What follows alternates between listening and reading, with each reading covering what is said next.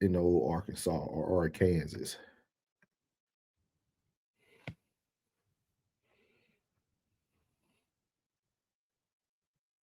What we've done here is establish a place where we have control over who our neighbors are, and that is just for the sake of preserving, our culture. And that culture, effectively, we're saying this is a white culture, a whites-only place. White American culture.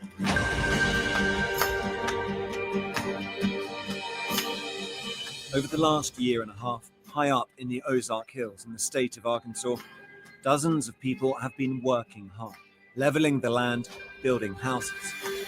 They call it an intentional community based around shared ancestry, a long-winded way of saying something really quite simple. I think we would generally be called far right, sure. It's called Return to the Land, and they invited me in. A lot of people are going to be, why are you making Nazi references? Right. Well, why wouldn't I? A seemingly bucolic and sometimes surreal experience. But this is built on a radical modern premise, made possible because of a new political and technological moment. One with strong ties to the most active far-right groups in the US. Instead of taking to the streets, they are building their own, for generations to come. It's important for me to do this for my ancestors, my friends, my family, my children, my children's children. But in this southern US state, people who have lived through segregation once fear it is returning. When you hear things like that, it causes you to be fearful. And you don't know who to trust. Its founder says he is building a fortress for the white race. It's a racial association. I kind of want to ask you, after seeing this, do you think what we're doing is immoral?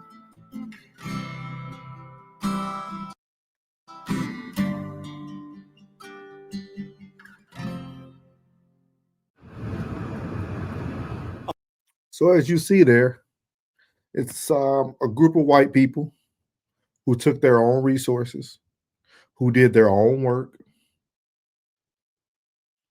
who put their own time, who put their own labor, did all that.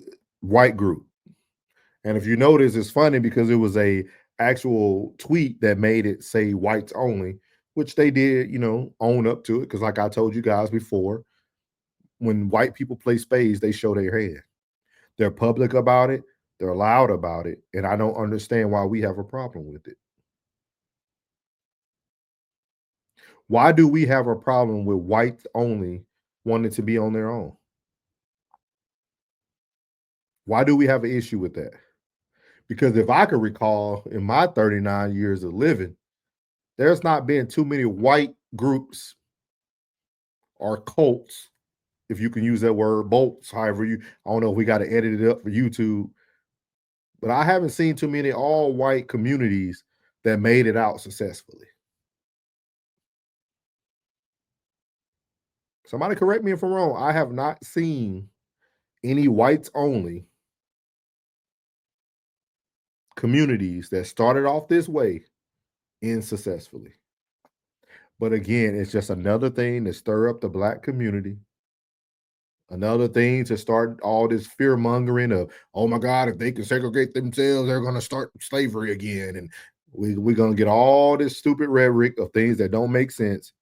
And we have all the same power that they have. And I'm going to show you. Because 4 years ago, Black people created a Black only area and community. It's on CNN. Nobody talked about it. And they did the same thing that the white people did. They took their own resources. They took their own people. And they created Freedom, Georgia. If you don't believe me, here you go. That is the sound of freedom. A lush and rugged expanse about 130 miles south of Atlanta, just shy of 97 acres. It's undeveloped, unincorporated, and it has new owners. It feels amazing. It feels really amazing. I cry every time I come here. Renee Walters is one of them. So She's president of the Freedom Georgia Initiative. It's a collective of 19 Black families who recently bought this land. This dream all started a few weeks ago during Renee's typical morning call with her friend Ashley Scott. She said, Ashley, did you see the article about Toomsboro for sale? It turns out that the entire small town was never for sale, just a bundle of a few dozen homes and buildings. So Ashley, a real estate agent, looked for listings in the area and found one for this. And it was just such a beautiful piece of land. It was affordable, and it just made sense that we could create something that would be amazing for our families. Why were these two women interested in the prospect of buying a town in the first place? It really was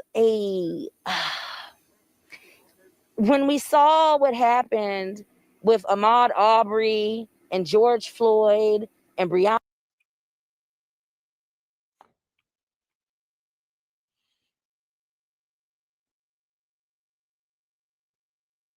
You guys see what I mean? Do you guys see what I mean when I say that we play spades incorrectly? White people just showed you, hey, I'm going to show you my cards. We're making this white community because this is what we want.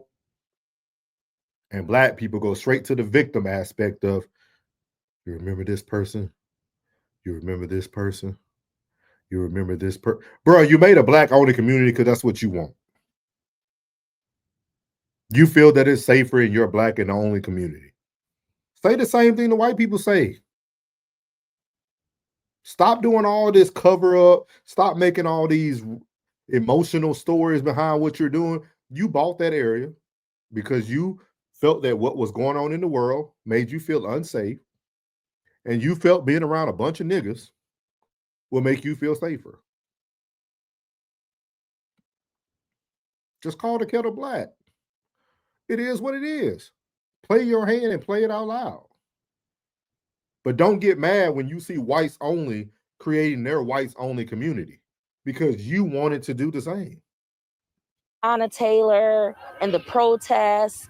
We both have Black husbands. We both have Black sons. And I was starting to get overwhelmed and have a sense of anxiety when my husband would leave the house to go to work. So what you think these white folks have? Because they call their sense of anxiety Black fatigue today. I could show y'all a million videos today of Black kids breaking into pools, pushing old white ladies into the pool at they're supposed to be the lifeguard. In Ohio, kids jumping over private property, getting in the pools, throwing their own parties. Don't know if y'all just heard about the man in Michigan who just stabbed 11 people in Walmart. Or did you hear about the 3 young Black boys in Florida that murdered the three people and just got a life sentence? So you have a sense of anxiety for things that didn't even happen around you, but you seen through social media. But you mad that these white folks want to have their own sense of freedom and security. Come on now.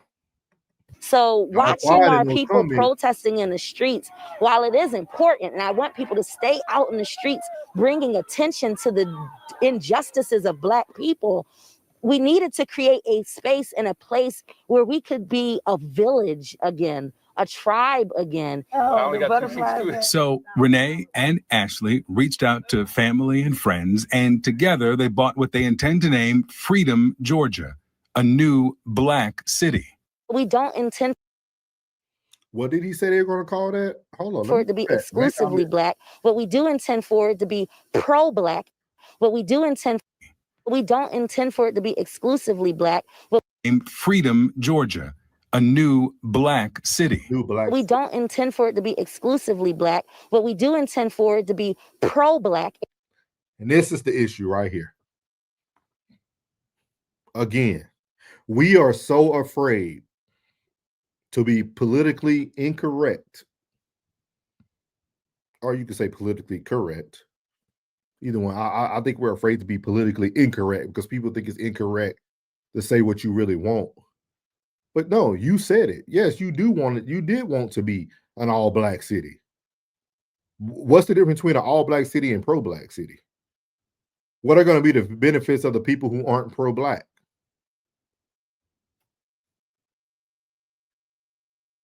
And why would you create something?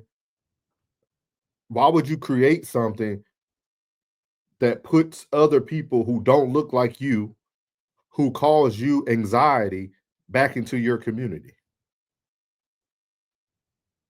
Or was it your own people who caused you anxiety? Which one caused you anxiety? Because when you told the story, it looked like it was the people who, like George Floyd, who lost their life. It looks like it was all these other people, Aubrey and all these other people who lost their lives to white people. It looked like that's what was causing the problem. So are you going to say what needs to be said, or are you going to sugarcoat so that nobody bashes on you? Because you don't want it to be an all-black city, but it's going to be a pro-black city. Come on, bro. In every way. Jessica Gordon-Emard is an economist and an expert on Black collectives. I've found tremendous benefits to individuals, families, and the communities that are involved in it, including, the economic. And this is another thing y'all talk about getting away from, right? This is why y'all don't like people like myself who date interracial, right? Because you create people like this, because we know she's not 100% black. Economic stability and prosperity, but also leadership development, social capital development, other kinds of human capital development. And so it's really a win-win for everybody involved to be involved. The owners hosted the Big Black Campout over Labor Day weekend. Supporters drove in from across the country.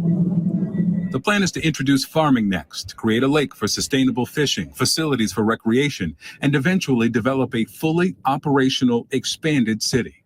By being able to create a community that is thriving, that is safe, that has agriculture and commercial businesses that are supporting one another, and that dollars circulating in our community, that is our vision. And to be able to pass this land down to my children and to the children that are represented by each of our 19 families as a piece of legacy. We're hoping to create legacy.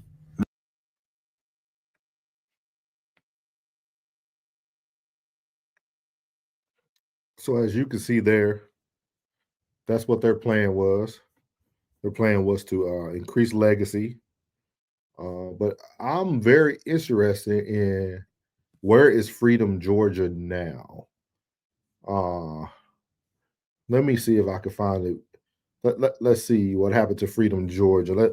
Let's see what this gentleman has to say to us. Give me 1 second to pull this up for y'all, because I like you guys to be able to see what's going on, what's really happened. Let's see here. Let's see what Freedom, Georgia. What happened to Freedom, Georgia?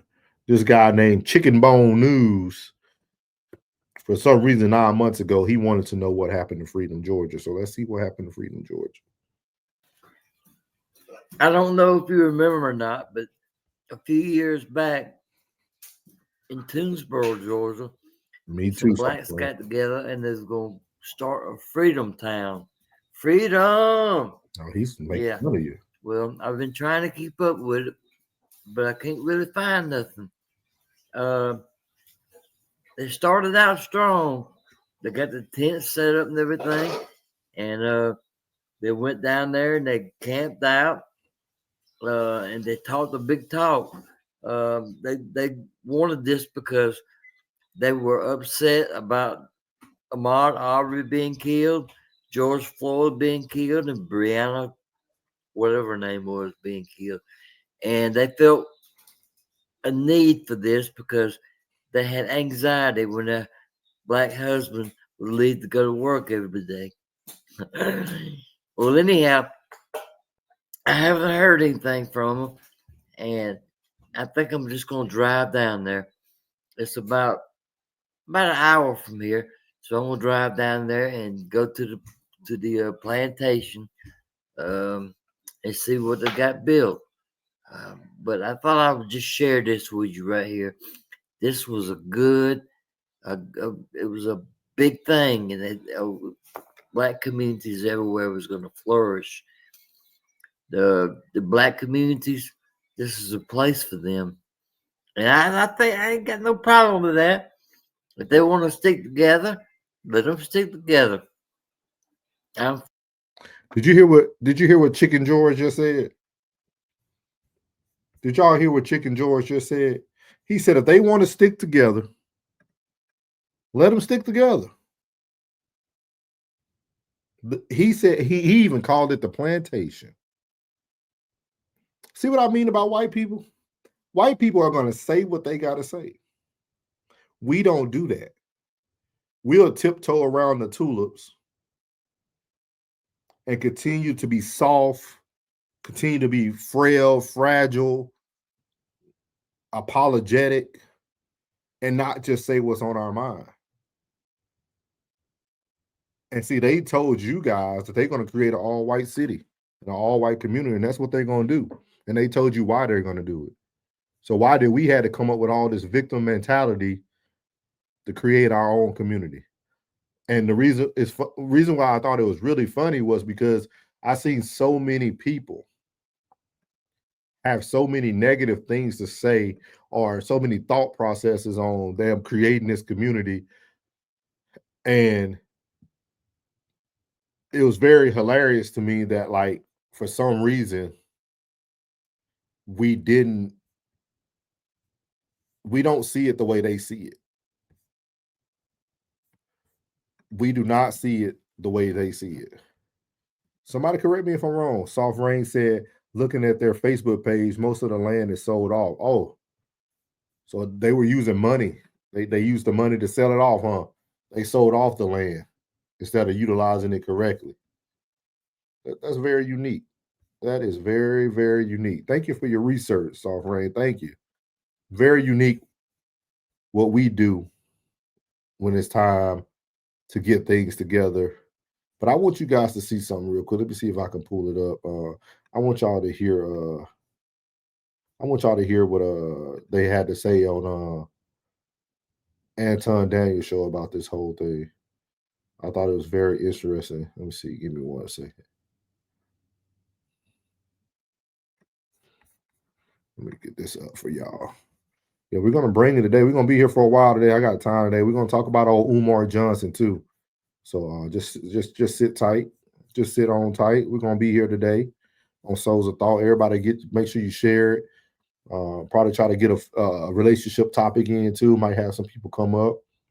But here's Anton Daniels talking about this white only town, and I want you to hear some of the rhetoric. It started at the top with the self-segregation, white people, and then we just gonna go from there. So basically what's happening is white people, it's a group of white people that's a part of a group called Return to the Land, or it's people that's joining, white people that are joining a group called Return to the Land. And what's happening is they are self-segregating. So one of the places that they bought was some land in the Ozarks of Arkansas. And they basically building their own community and they basically doing their own thing. And then people are whining, saying that it's a possibility that they're gonna go to like some remote space over in Missouri, right? So this is basically what is happening. I'm gonna just play this for like 2 or 3 minutes and then we're gonna go from there. What he is doing here is entirely legal, and that's key, because if it is, it could be a blueprint for many other communities to come. Welcome to the Ozarks. Thank you very much. Did y'all just see what Soft Rain said? They went by there 3 weeks ago, and they got lost because there was nothing there. What we've done here is establish a place where we have control over who our neighbors are, and that is just for the sake of preserving, our culture. And that culture, effectively, we're saying this is a white culture, a whites only place. White American culture. Yeah, not just white, but white American. But what this sounds like is bringing back segregation. Is that a fair assessment? Well, I mean, it's free association. So we're not trying to keep other people down. This is a small settlement in the middle of the Ozarks. But they are being kept out. You don't let everyone into your home. 160 acres taking shape, forest cleared, roads laid, cabins built. Around 40 people live here. Hundreds more from across the world have paid to be members. I'm intrigued to find out what motivates people to give up their old lives. That's going to be quite controversial. Well, if you don't have rules against it, then anyone of any race can come and be your neighbor, and they're watching the news, which is telling you that white people are, the cause of all your problems and all the ills of society, and suddenly, your children are much less safe because there's a lot of violence, anti-white violence happening to white people and white children. And so essentially, it's a big thing that is brewing on social media where white people are self-segregating and they're creating their own communities and they're, sticking together and they doing it for the safety of themselves. So what do y'all have to say about this? They sound just like the FBAs. And remember what they said, right? They were doing it for the safety of themselves, the same reason why Freedom Georgia wanted to do theirs. That's all I'm saying. That's it. It's a lot that's wrong, man. This ain't right, okay? And the reason why it ain't white or right is because once you get one, you get two.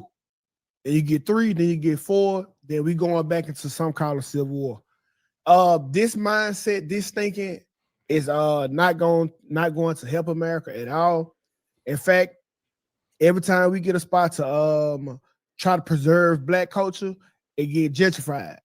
So don't nobody else really got these spots. We got Chinatown, but other people are what. And you know what I thought was very interesting about what he said, because I got to see a lot of this when I was living in DC, and he was talking about the gentrification. You see it a lot around Howard University over there on Florida Avenue. One side you will see white couples walking their dogs, and on the other side by the metro station, you see Black people shooting dice and selling drugs. Like literally, like one side looks like white America, the other side look like niggas just taking over doing stupid stuff. And you get to see this stuff, and we wonder why gentrification happens. Gentrification only happens because we don't take care of what's supposed to be ours.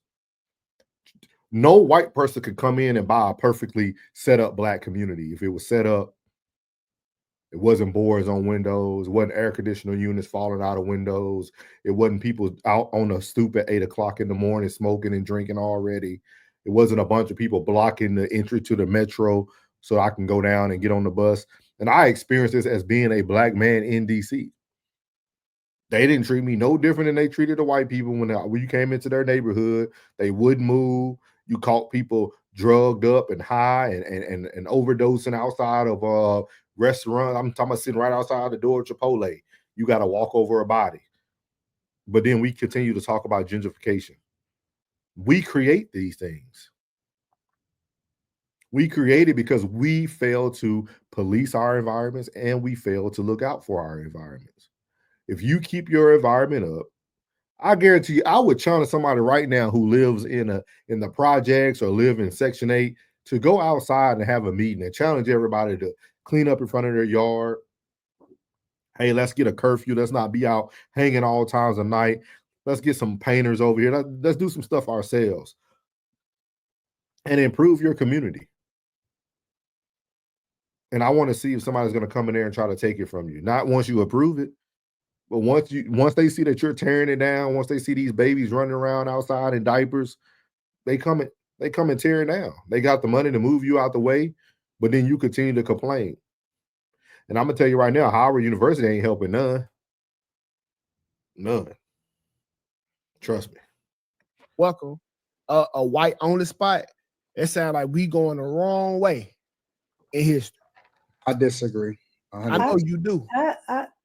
I don't think so. In Chinatown, nobody else is welcome. You can shop in their stores, but you cannot actually own their businesses in Chinatown. You can't work inside DC, of their stuff, at least not in DC. I know that. Yeah.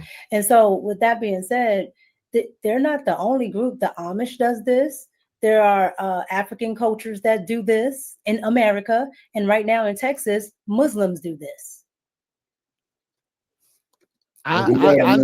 Minneapolis is awesome. They want to be over there. Let them be over there. Why do you care that they want to be by themselves? I wouldn't have a problem if Black people wanted to do it. I wouldn't have a problem if Haitians do it. Like, I don't care. Black people have did this before. Yes, but we're Do talking you about not remember the today. consequence of it? Long time ago. We're talking about today. Yeah.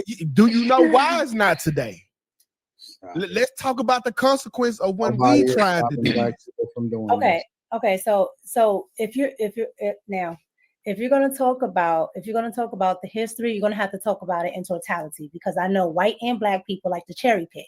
Both sides like to cherry pick what they talk about. Okay, let's do it. But what I'm interested in is talking about what we're talking about now.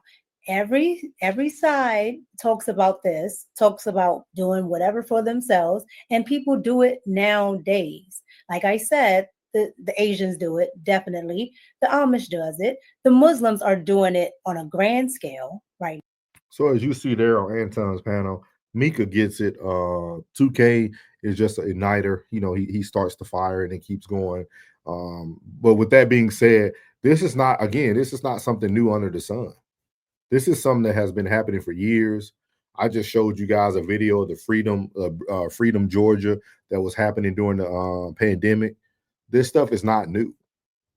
I don't understand why we get so loud about what other people are doing instead of focusing on what we need to do for our community, and stop living in fear. Like, we live in so much fear. It's ridiculous. Like, I never seen a community that lives in so much fear about what another race is. What we've done here is establish a place where we have control over who our neighbors are, and that is just for the sake of preserving, our culture. And that culture, effectively, we're saying this is a white culture, a whites only place. White American culture.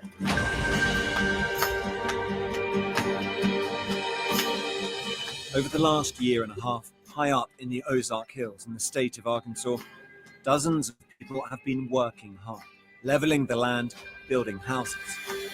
They call it an intentional community based around shared ancestry, a long-winded way of saying something really quite simple. I think we would generally be called far right, sure. It's called Return to the Land, and they invited me in. A lot of people are going to be, why are you making Nazi references? Right. Well, why wouldn't I? A seemingly bucolic and sometimes surreal experience. But this is built on a radical modern premise, made possible because of a new political and technological moment. One with strong ties to the most active far-right groups in the US. Instead of taking to the streets, they are building their own, for generations to come. It's important for me to do this for my ancestors, my friends, my family, my children, my children's children. But in this southern US state, people who have lived through segregation once fear it is returning. When you hear things like that, it causes you to be fearful. And you don't know who to trust. Its founder says he is building a fortress for the white race. It's a racial association. I kind of want to ask you, after seeing this, do you think what we're doing is immoral? So that's that, but then I want you to compare it to this.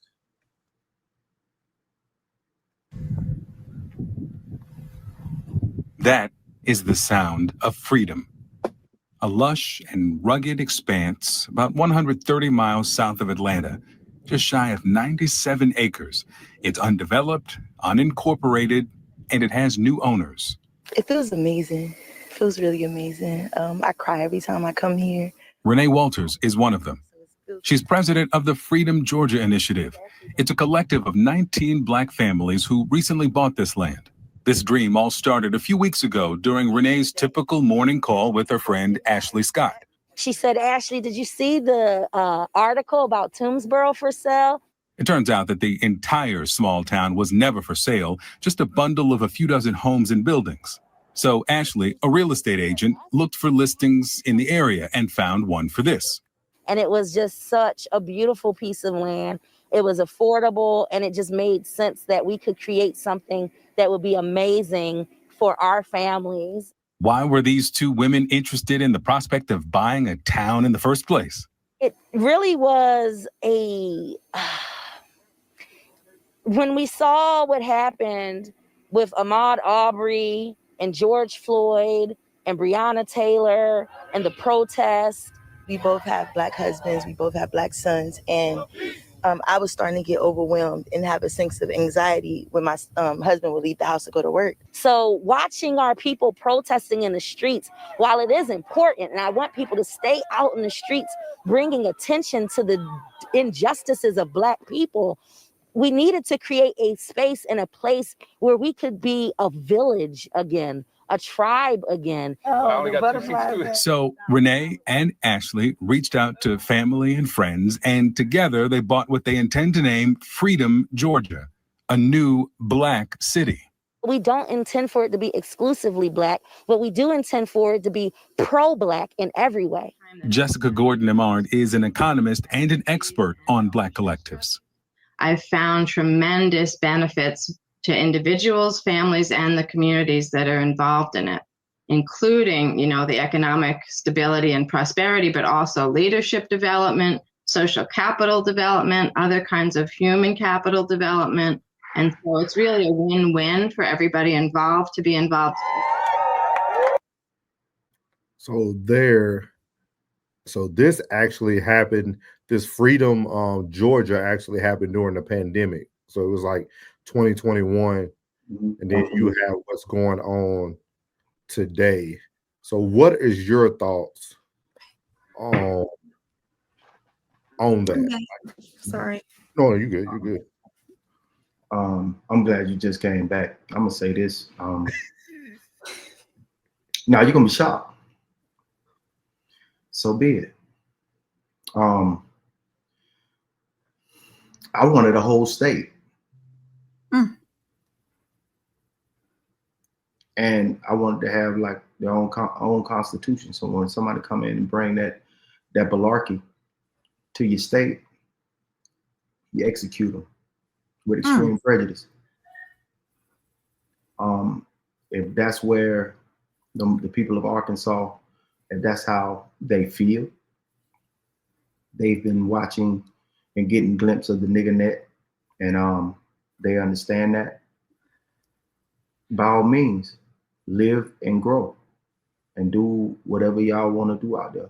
And for Freedom, Georgia, if that's what y'all want to do, I would just say, you say you don't want to make it predominantly Black, but make it Black. Make it Black. Don't be apologetic about it. You want to make it Black, make it Black all the way through. If Puerto Ricans and Dominicans want to take them a whole state and make it all Dominican, Puerto Rican, do it. This is the land of the free and home of the brave. If that's what you want to do, by all means, do it. If that's how you feel that culture can survive, by all means, do it and keep all the riffraff out. And if they violate this in any way, if they break into somebody's house or do a home invasion, eradicate them with extreme prejudice and keep everything safe so people can grow and live and be. You know what I mean? By all means, it just is what it is. I'm not in disagreement for it at all. You know what I mean? Like if that's what they feel like they want to do, and everybody has bought in, and that's exactly how they want to grow, build, and get away from the political and technological situations of it all. You know what I'm saying? Hey, if that's what y'all want to do to keep your kids safe and your family safe and live off the land or however y'all want to do it, create your own community, by all means, please do it. Because at the end of the day, the world is getting out of hand. The youth has become a godless, thoughtless, village of ignorance. You know what I mean? And just these past couple months, man, it showed me how important I am. Yeah. As me being a man, not having biological children, but I have guys that I have raised up under my tutelage, with mistakes that I've made as a man becoming the man that I am today. You know what I mean? And I've seen the results of that and how important that is. And if I could just enclose them into, you know, and keep them from the outside, you know, influence, and keep them directed on the path in which I want them to go, you never know. And if I had like 20 other gentlemen that was just like me, maybe even 100 that thought just like me, just like Norris, that could, you know, guide and direct these young men in the way that they can go.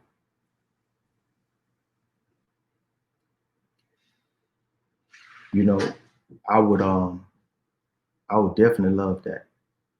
I would definitely love that, because I believe that with 100 of us or even 1,000 of us just like this right here, and we directing 1,000 young men, we will have 2,000 men that will be moving in the right direction, without a shadow of a doubt. So if that's what it takes to have them enclosed and cut off from the outside, let's run it.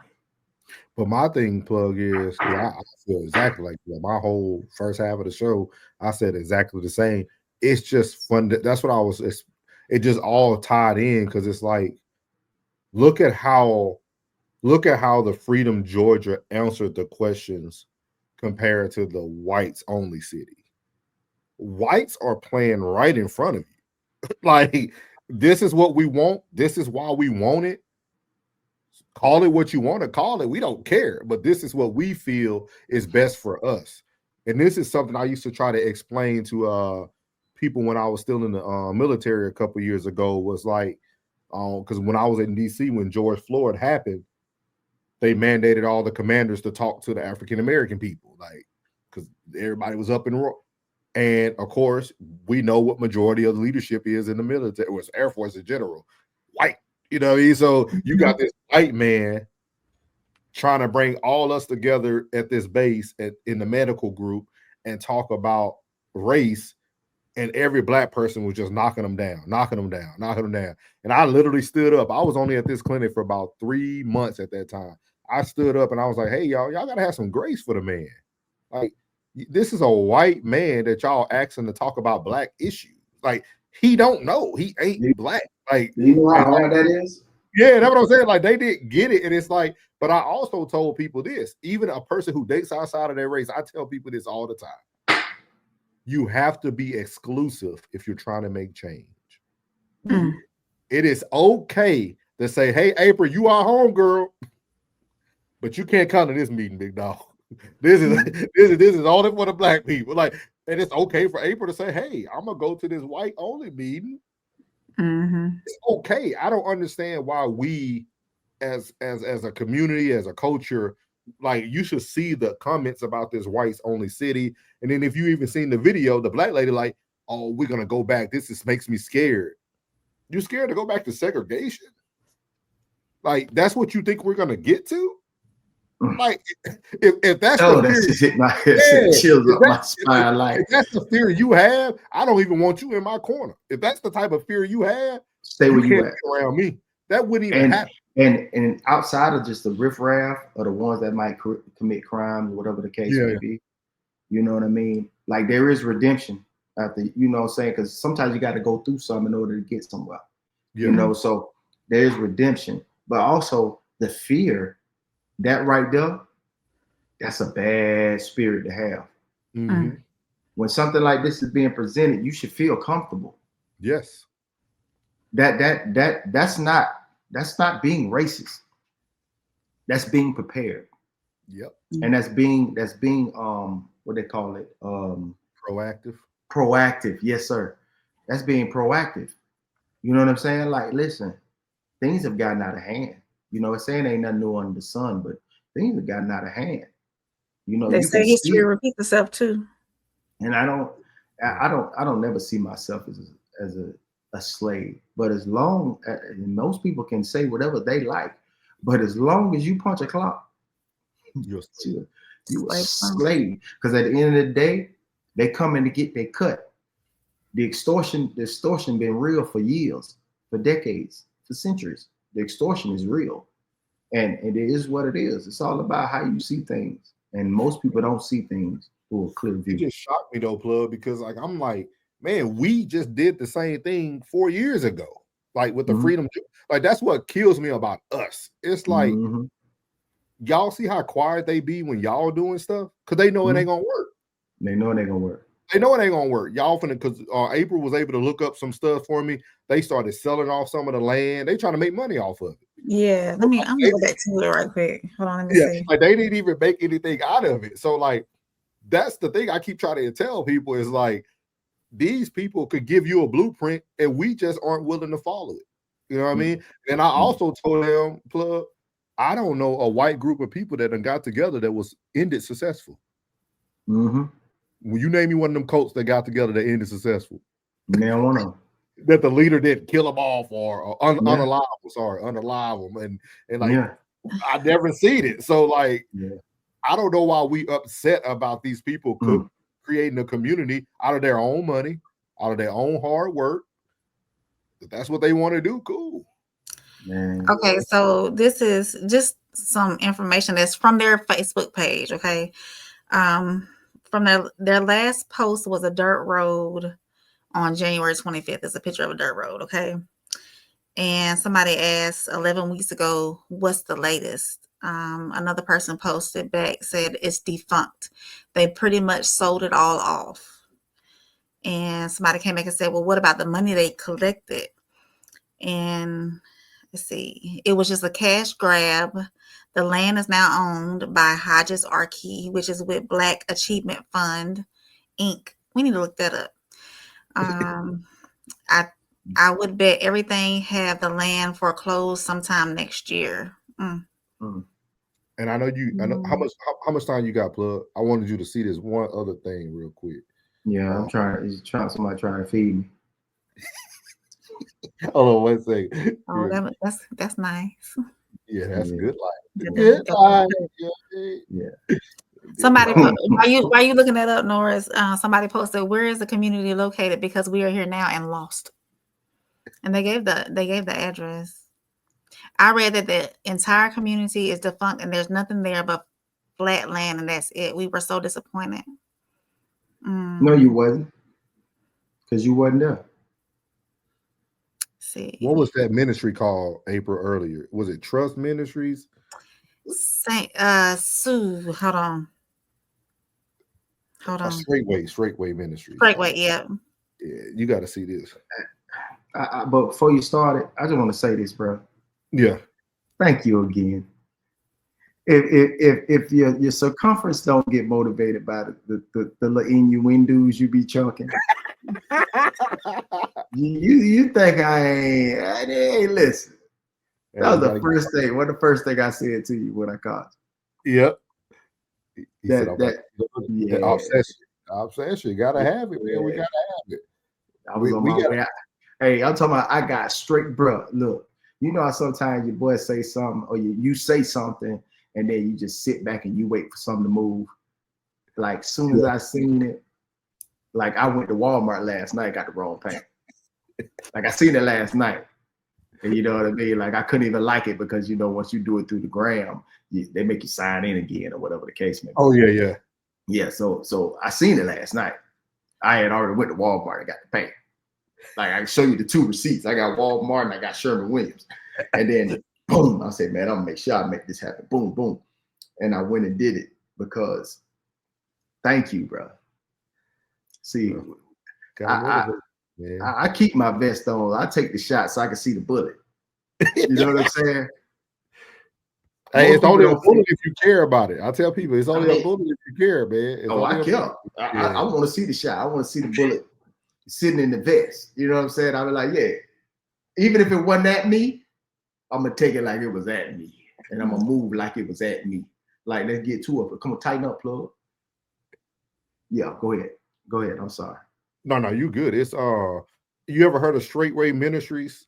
No, I don't know. They created their own. Little pretty much city. They let everybody in, but these dudes had a lot of like allegations against them of like child abuse and neglect, and but they were on Jason Whitlock's show, and they started this living on their own land years ago. and trying to use biblical context. Lafayette, Tennessee. Let me show you one of the guys real quick before you get Why use the Bible? Just do it if you want to do it, cuz. Hey, that's what I'm saying. Hey, you know how they do. So here go old boy right here. So they do and everything. We can't hear it.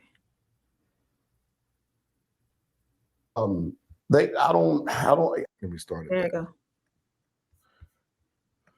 Do y'all believe in polygamy? I do, but it's not polygamy. It's called polygyny. The world does polygamy. A lot of people, I don't. The Bible doesn't speak about a man and a woman and a man, or man and man, or woman and woman. It does speak clearly that Abraham, the father of the faith, he had wives and concubines. Jacob had 4 wives, out of which come the 12 tribes of Israel. Moses, the custodian of the law, had 3 wives. David, the king of Israel, had 18 between wives and concubines. Of course, we all know about Solomon.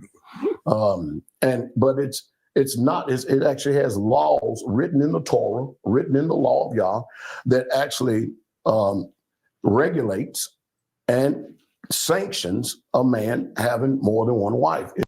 So at this Straight Ray Ministries out in Tennessee, these guys, and he took a lot of ex-NFL players. When you get a chance, but I think you'll really like watching Jason Whitlock's show when he had him on, because he took Robert Mathis from the Colts. He took some other dude who changed his name. It's a long name, but you'll Daniel know. Yeah, he took a bunch of NFL players. I know all these guys. A lot of them lost their families. Like a lot of them left their families to go follow this guy, because he's a form of Israelites. I know all Israelites have different things. He's a form of an Israelite, but they built their own community years ago where like they house them families and wives, the churches out there. But it's called Straight Ray Ministries. And I